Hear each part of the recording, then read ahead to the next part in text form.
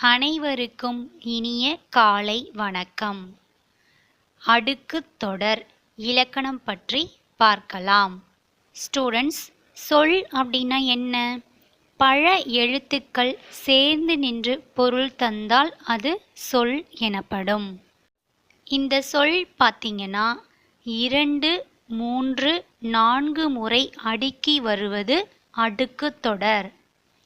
இந்த அடுக்குத் தொடர் சொற்கள் பார்த்தீங்கன்னா விரைவு, கோபம், மகிழ்ச்சி, பயம், துன்பம் முதலிய பொருள்களை உணர்த்துவதாக 2, 3, 4 முறை அடுக்கி வருவது அடுக்குத் தொடர் ஆகும். அடுக்குத் தொடர் சொற்கள் பார்த்தீங்கன்னா பிரித்தால் பொருள் தரும்.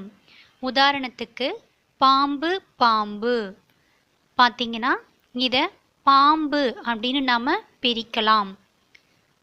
2 முறை இந்த சொல் அடுக்கி வந்திருக்கு. இதில் ஒரு சொல்லை மட்டும் நம்ம பிரித்தா பாம்பு அப்படின்னு பிரிக்கலாம் என்ற சொல் பொருள் தரும். பொருள் தரும் இல்லையா? இப்படி 2 முறை அடுக்கி வந்தாலும் தனியே பிரிக்கும் போது பொருள் தரும். பாருங்க. அடுக்குத் தொடர்.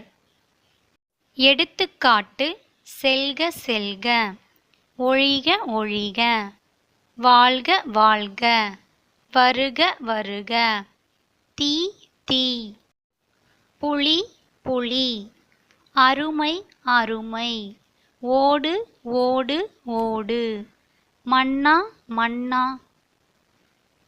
இந்த மாதிரி 2, 3, 4 முறை அடுக்கி வருவது அடுக்குத் தொடர்.